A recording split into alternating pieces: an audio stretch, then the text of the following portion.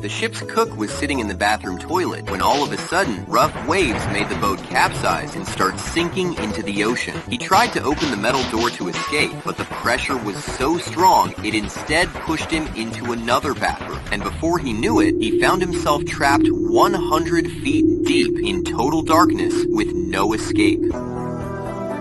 Almost a day had passed, and he had already started to freeze, so he blindly swam around the cabins and gathered tools to make a makeshift raft to sit on top of. For 3 days, all he had to eat was a tin of sardines and a can of cola he had found while building his raft, and at one point, crayfish began biting at him in the dark, as if he were already a corpse. But when rescue divers came to recover the bodies from the wreckage, one of them saw what he thought was just another lifeless body, until it suddenly grabbed him. The cook was alive, and he was the only survivor of the 12-man crew. As Michael Jackson was getting ready to step on stage, the crew was busy setting the pyrotechnics that were supposed to go off safely behind him. But when he walked toward his mark, the effect suddenly triggered too soon, exploding on top of him before he was anywhere near ready. The blast sent a shower of sparks straight into his head, but he kept performing without realizing he was on fire. By the time the flames reached his scalp and people rushed over, the burns were already too severe, leaving him with a permanent bald spot that never healed properly and had to be covered with wigs and extensions until the day he passed away.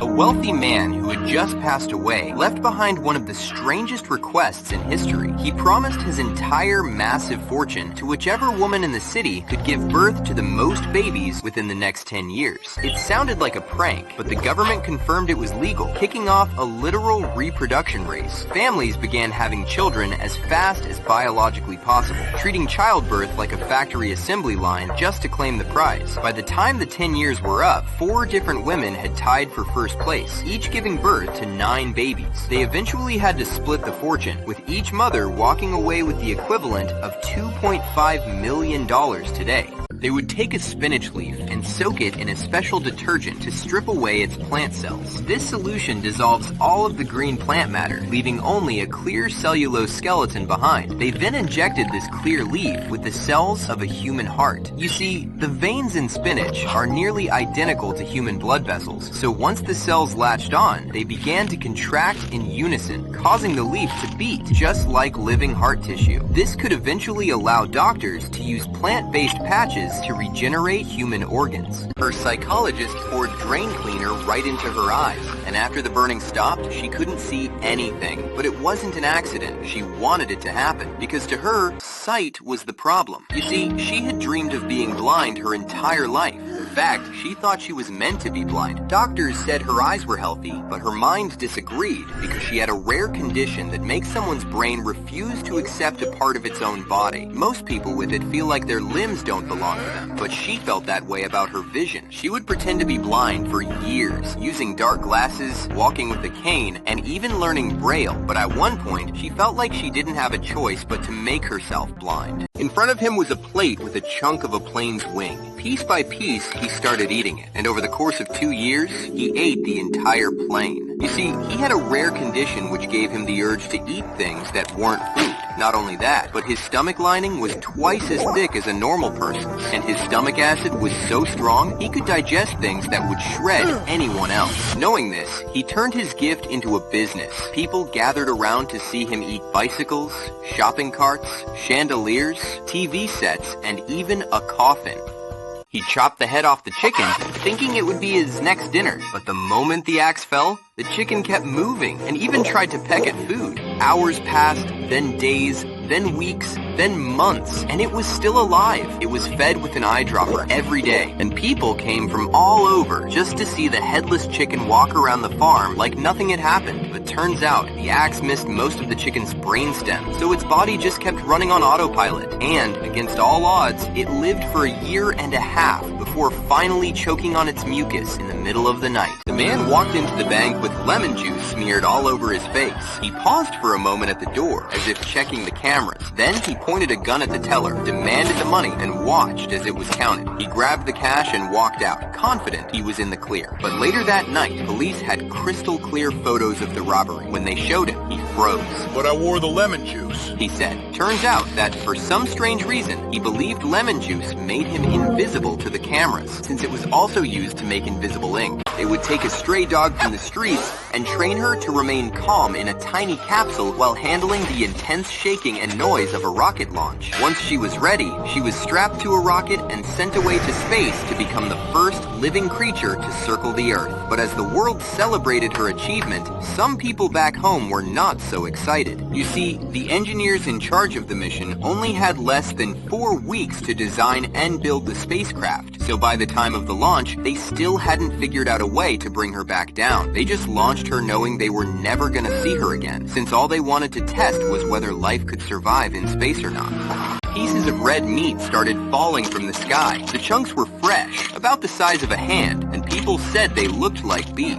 Some even tasted them, saying it might be lamb or deer. Others argued it wasn't even meat at all, but a clump of bacteria. And when some of the scientists of the time tested the samples, they discovered it was the muscles, cartilage, and lung tissues of possibly a horse or even a human. But the most accepted theory by experts is that a flock of vultures flying overhead had suddenly vomited midair, showering the ground below. When a tiny anglerfish male finds a female he wants to mate with, he bites her immediately. His mouth tissue fuses to her skin, locking him in place. His blood vessels then start connecting to hers, getting all his nutrients directly from her body. His eyes fade, his stomach shrinks, and even his brain starts to break down. His own organs begin to shut down. He doesn't need to eat or see anymore, and before you know it, he's basically a living reproductive organ. Whenever she's ready to release eggs, whatever's left of him provides sperm instantly. The woman was giving birth to twins, and everything seemed to be going well. The babies arrived healthy, looked like any other pair of twins, and there was nothing that raised anyone's suspicions. But when the family requested DNA testing out of curiosity and routine paperwork, the results were not what they expected. The test showed that although the twins shared the same mother, they didn't share the same father. Each child carried different genetic signatures. This meant that the woman had released 2 separate eggs in the same reproductive cycle, but each had been fertilized by sperm from a different man. So biologically, they were half-siblings that happened to be born at the same time. He put on special glasses that would make him see the world upside down to see what would happen to his brain if he didn't take them off for 124 days. At first, he was helpless, constantly tripping over ceiling lights that appeared to be on the floor and reaching for cups that weren't there. But by the 3rd month, his brain had adapted and flipped the image back up so well that he could actually ride a motorcycle without crashing. But when he finally took the glasses off, the real world still looked upside down for him for a few minutes. So if you feed your brain a lie long enough, it eventually becomes your reality. He would inject his patients with a substance that would slowly stop their hearts, but the moment they flatlined, he would quickly work to bring them back. You see, he actually did this on purpose. He would wait until the other nurses left the room to set off a cardiac arrest in patients who were passed out in the ICU, just so he could rush into the room later, perform CPR, and save them in front of his colleagues. He was desperate to look like a hero, but these rescue stunts failed potentially over 300 times because the dose was often too much for the patients to handle. He was caught when another nurse watched him injecting the juice into a healthy patient, and he was finally sent to prison for life. The cat would walk up to a patient's bed, jump onto their chest, and quietly curl up beside them. Hours later, that person would pass away. You see, this wasn't just any ordinary cat. This was Oscar, a therapy cat at a nursing home with a special ability. For reasons no one fully understands, Oscar seemed to know when someone was about to pass away. If someone still had time, Oscar would just sniff around and leave. But if he decided to stay by your side, they knew it was over for them.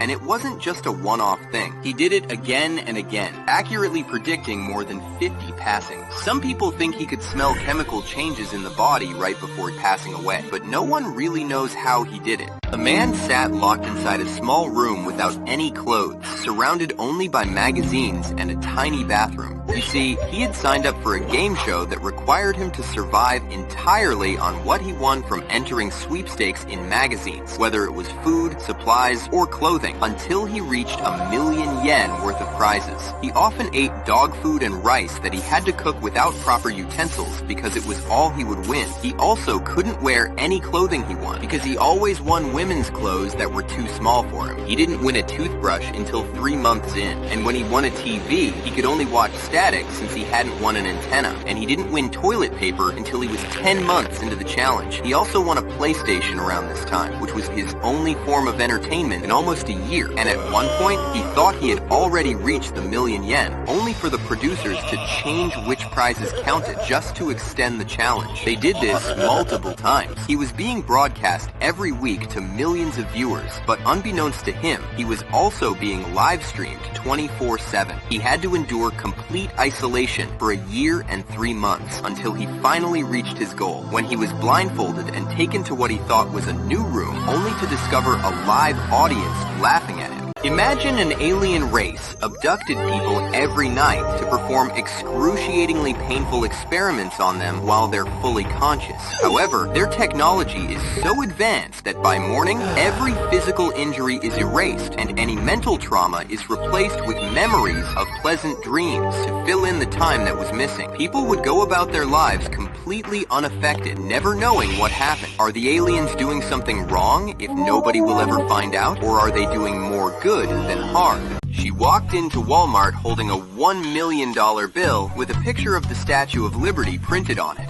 She then filled her cart with groceries and electronics worth around $1,600, and when it was time to check out, she calmly handed the cashier the bill like it was nothing. When the cashier looked confused, she insisted it was real, and even had the audacity to ask for her $998,325 in change. The employees quietly called the police, and when they arrived, she told them she got the bills from her coin collector husband. She was quickly arrested. When someone in Ghana dies, they don't just put them in a coffin right away. Sometimes the body would first be embalmed, cleaned, and dressed as if they were alive. The family would then choose a theme that's based on the person's job or passion. Artists set up an entire scene with clothes, props, and a background. A barber might be posed in a chair with clippers, a taxi driver behind a fake wheel, and a teacher sitting at a desk. They could also make custom coffins, depending on what the person did or liked when they were alive. When it's time for the funeral, they treat it as a celebration rather than a tragedy. A man was unusually angry because his McDonald's fries were cold and soggy. So after arguing and going crazy on the employees for a while, he did the logical thing and called the police over soggy fries, completely unaware that it would backfire on him very badly. After the police showed up and took his information, they found out there was a warrant out for his arrest relating to a murder case. But instead of arresting him on the spot, they pretended he was in the clear until backup arrived. As soon as he saw them closing in, he bolted out of there. He was quickly arrested. He jumped over the edge of Niagara Falls, sealed inside a steel barrel. You see, he wanted to prove to people that he was invincible, so when the barrel smashed into the rocks below, and he miraculously survived the massive drop without a single scratch, he spent years bragging that death couldn't catch him. But one day, he was walking along the street when he suddenly slipped on an orange peel. The fall only broke his leg, but it quickly got infected, which turned out to be the thing that got him for good. They passed a law that allowed parents to put children of any age younger than 18 up for adoption without facing any legal repercussions. You see, the law was meant for newborns, but its vague wording made it seem like the age limit was 18. So within months, more than 35 children and teenagers, many over 10, and some even as old as 17, were dropped off at hospitals. Not only that, but parents came from all over the country, crossing state lines just to use the loophole. And one father even dropped off 9 of his 10 children because raising so many overwhelmed him. The law was active for 4 months before they changed the age limit to 30 days. A giant sunfish at an aquarium suddenly stopped eating for seemingly no reason. It just floated around, rubbing against the glass like something was wrong. The staff checked if it was sick, but found nothing. That's until one of them noticed something strange. The sunfish only started acting like this after the aquarium closed for renovations, when no one was coming to see it anymore. This meant it wasn't sick, it was just lonely. So the staff printed photos of people's faces, stuck them on uniforms, and placed them in front of the tank. The next day, the sunfish started waving its fins like it was happy to see them, and eating like never before.